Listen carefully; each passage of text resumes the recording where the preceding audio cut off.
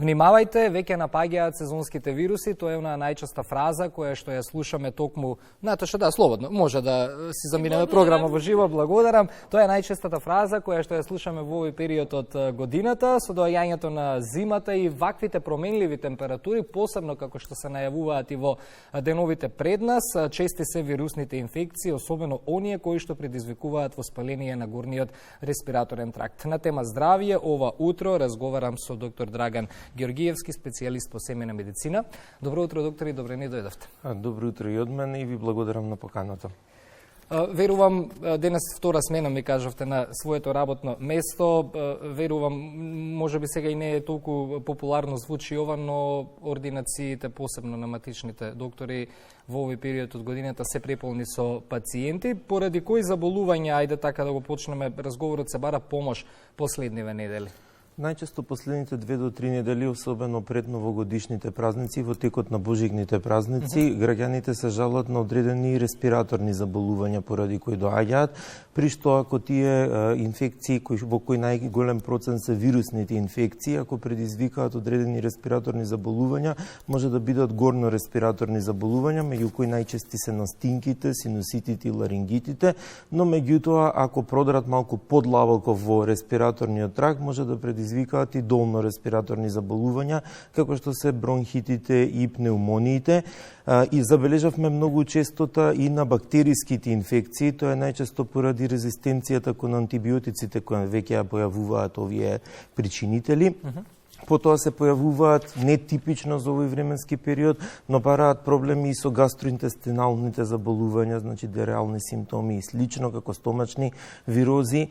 Често е поради промена на атмосферскиот притисок и појавата на варијации на самиот крвен притисок кај пациентите. Тоа се некои од најчестите симптоми со кои, тоест патологии со кои се појавуваат во ординацијата на семејните лекари.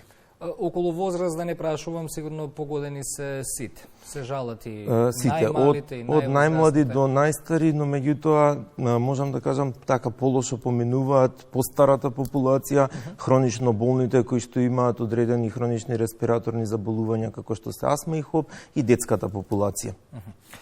Според симптомите, како граѓаните да направат разлика каков вирус имаат? Циркулираат неколку, симптомите горе-долу се тие, меѓутоа, ако можеме да информираме и малку да едуцираме, што би било тоа? Најчесто овој временски период циркулира инфлуенцата, попозната кај народот како грип, точно сега веќе започнува нејзиниот поголем интензитет и пикот се очекува негде кон почетокот на февруар месец, потоа циркулираат хемофилус инфлуенца како бактериска инфекција, циркулира многу често респираторниот синцицилен вирус кој што дава една сува, надразнителна, пролонгирана кашлица и оние од настинка аденовируси и риновируси. Пациентите можат да започнат со некое течење на носот, со затнат нос, со едно кивање, со едно гребење во грлото и тоа е таа настинка, полесна симптоматологија која што може да помине само со едно мирување, со внес на повеќе течности и слично, додека може да имаат и многу висока температура, температурата може да биде 39, 40 и дури и над 40 во одредени ситуации, со изразита главоболка, со една општа слабост, со една општа малаксаност, со болка во коските и во мускулите, кога ќе се појават веќе такви симптоми, тука веќе станува збор за грипот. Иако дојде до некоја форма на компликација од самиот грип, тогаш пациентот веќе има една кашлица која е сува надразнителна во самиот почеток, во одредени ситуации може да биде и таа продуктивна кашлица и ако продолжи таквиот состојба, пациентите може да почнат да се жалат и на едно отежнато дишење кога веќе дошло до некоја компликација од претходна вирусна инфекција. Така. Некои граѓани се жалат дека вирозите траат долго. Зборуваме и за по 2-3 недели. На што се должи тоа? Дали може би нејавувањето на доктор со време, лечење на своја рака или едноставно вирусите се такви? Тоа е нормален циклус на самиот вирус. Овие риновируси и аденовируси кои ја даваат настинката траат негде до 7 дена. Но меѓутоа инфлуенцата и респираторниот синцицилен вирус може да траат 14 па дури и до 20 дена. Пред се кашлицата трае најдолг временски период, таа може да трае и 3 до 4 недели по завршувањето на другите симптоми од самиот вирус, затоа што таков е самиот циклус на вирусот. И кашлицата не треба да се создава паника во граѓаните. Вирус не се лечи со антибиотик, вирус се лечи исклучиво со антивирусна терапија или пак со симптоматска терапија. Значи пред се тоа е мирување, внес на доволно течности, витамин С, парацетамол ако има веќе температура или бруфени и слично, и еден одмор, значи не треба да се оди на работа во првите 3 до 4 дена кога се најзаразни пациентите. Така. Околу лечењето на своја рака? Има ли тоа влијание колку време ни трае вирусот, околу компликациите, дали се доволно свесни граѓаните или пак ќе кажеме дека па и не треба секогаш да се оди на доктор? Како тие работи да ги поделиме и кога треба да ги советуваме граѓаните да се обратат кај својот матичен? Обично советуваме во првите 24 до 48 часа граѓаните си помогнат самите на себе. Што тоа значи?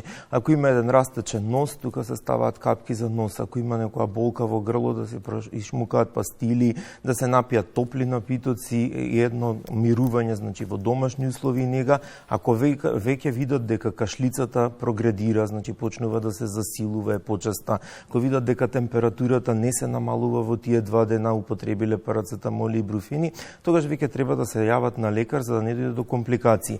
Најголемиот проблем е што секој речиси од пациентите дома има по некоја залиха од некоја форма на антибиотик и кога ќе го употребат уште во првите часови, кога и не е ни потребно, бидејќи станува збор за вирусна инфекција, дури после 3-тиот, 4-тиот или 5-тиот ден може да се накалеми некоја бактериска инфекција па да предизвика одредена компликација, тука може само побрзо да предизвикаат влошување на нивната здравствена состојба и токму некогаш тие пневмонии се предизвикани поради дополнителен пат на имунитетот, не само од вирусот, него и од неправилно употребена терапија. Така. Зошто се чести пневмониите во овој период од годината? И ако зборуваме за нив, кога тука треба пациентот да се јави ки својот матичен лекар?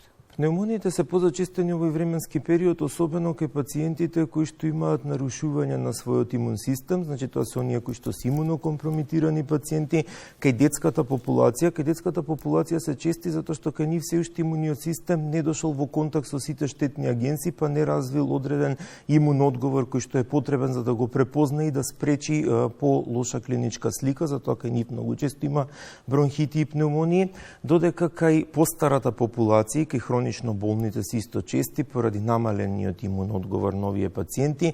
Многу често се појавуваат кај пациенти со астма и со ХОП, затоа што тука веќе имаме оштетување на самиот респираторен систем и нешто што морам да го споменам е дека и аерозагадувањето прилично допринесува за развој на почести пневмонии и бронхити, затоа што со самото вдишување на тие PM10 честички доаѓа до оштетување на респираторниот епител, патогените агенции како вирусите и бактериите многу побрзо продираат во респираторниот систем, пред се во долно респираторниот систем.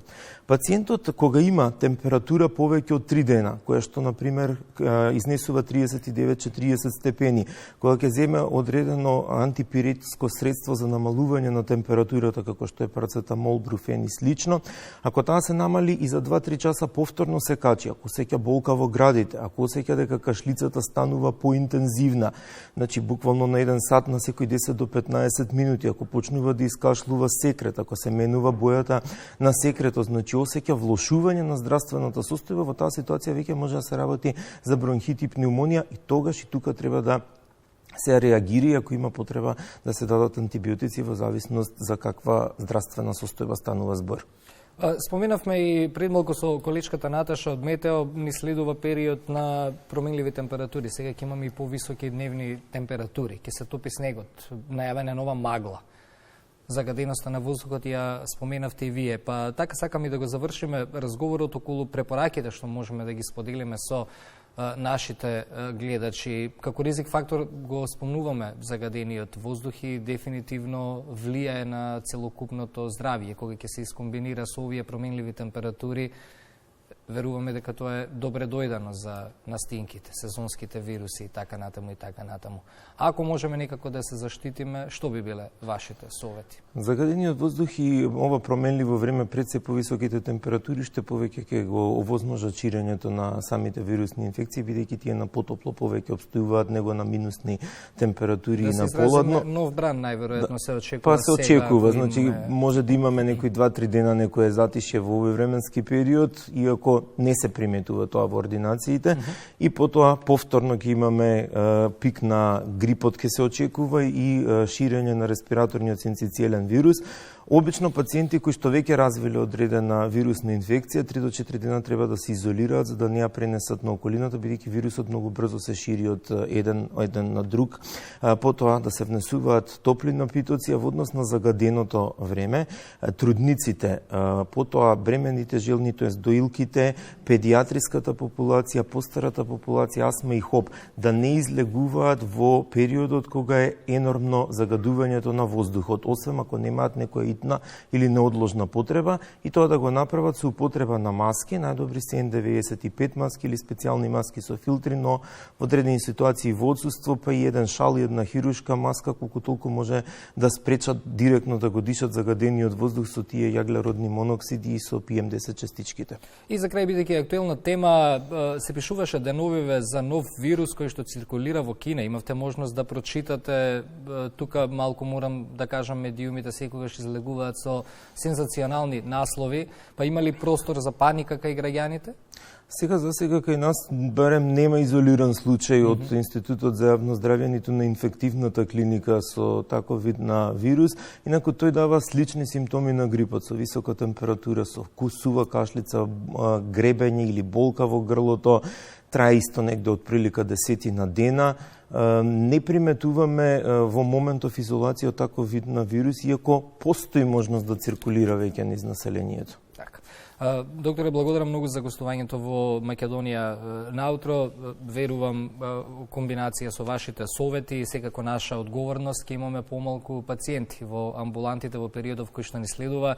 Уште еднаш ќе повторам со оглед на променливите и повисоките дневни температури кои што се одлични за вирусите.